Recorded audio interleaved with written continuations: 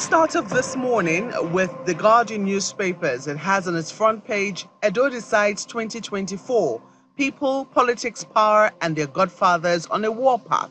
That's the big story on pages 4 and 5 for you, right there on the front page of the Guardian. If you take a look at Daily Independent, they're also focusing on the Edo elections. Edo Guber election. Voters file out tomorrow amid increased tension, heightened security. That's the lead story there. You also see the riders, fear of voter apathy, violence, malpractice rife in state.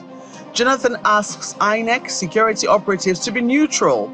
Politicians must pursue interests within confines of law. Yaga Africa identifies 8 LGAs as hotspots for violence. Worried voter intimidation, vote buying may mar election. And that's the lead story, or the lead stories on the front page of Daily Independent. On the front page of News Direct this morning, you see this. Foreign reserves surge by $2.35 billion, bolstering Naira stability. That's according to Finance Minister Mr. Wale Edun, as Coca-Cola plans to invest $1 billion in Nigeria. That's a lead story there. Supreme Court ruling on local government autonomy. Senate will tinker with Constitution to enforce implementation. That's according to Senate President Akpabio there. Vows to block loopholes for manipulation. Kaduna local government poll to hold despite tenure extension. That's according to an official. And Vanguard newspapers keeps it very simple this morning. Edo make governor poll credible.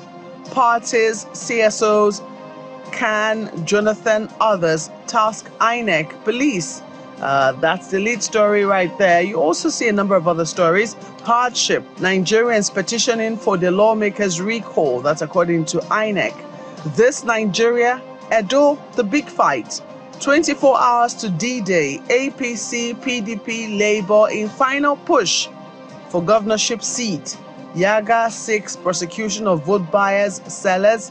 INEC begins distribution of sensitive materials. So that's the lead story on the front page of This Nigeria. Experts attribute decline in inflation rate to harvest season. So that story is also right there as well. Take a look at the economy and what's happening with Business Day. Edo decides infrastructure, security, jobs, top voters concerned. We want transparent, violence-free election. That's according to the electorate. CDS wants troublemakers, says Tinubu has no favorite candidate.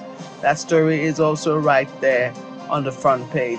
Nigerian Tribune focuses more on politics. Cracks widen in PDP over plot to remove Damagum. Adamawa governor declares support for acting national chairman. I stand by PDP's constitution, Governors Forum. That's according to Governor Adeleke of Osun State. You also see some focus on the Edo Guber. Heavy security ahead of polls. That's also there. The Daily Trust hasn't taken focus away from the floods in Maiduguri. You see it there. Maiduguri flood, victims in dilemma after discharge from camps.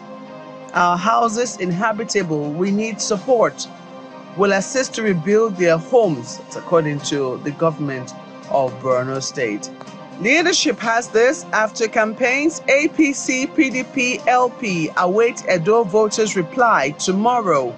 15 others upbeat about race to Osadebe House. Flashpoint identified in 8 local government areas. 43,000 security personnel deployed. Defense chief assures peaceful poll. That is right there on the front page. And also highlighted on the front page here, Tinubu skips UN Assembly, focuses on domestic issues. We'll leave it there for Leadership Friday. The Daily Times is looking at the economy as well. We're building strong financial system, business-friendly economy, attributed to the president, says private sector partnerships central to his government's far-reaching reforms. Coca-Cola announces $1 billion investment in Nigeria. And that's a look at the front pages this morning.